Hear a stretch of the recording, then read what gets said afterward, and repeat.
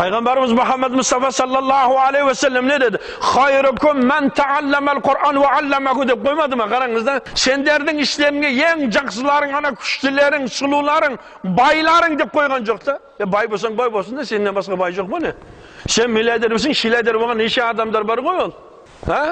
Кейбіреулер байлығынан жүре алмай қалады бейшара. Жоқ, ол байлықта емес мағына. Қараңызда, sizlerдің жақсыларыңыз Kur'an'dan talim alğandarınız, және Kur'an'dan talim berушілеріңіз қараң. Kur'an'dan talim berушілеріңіз, және Kur'an'dan talim alушыларыңыз деп қойды да.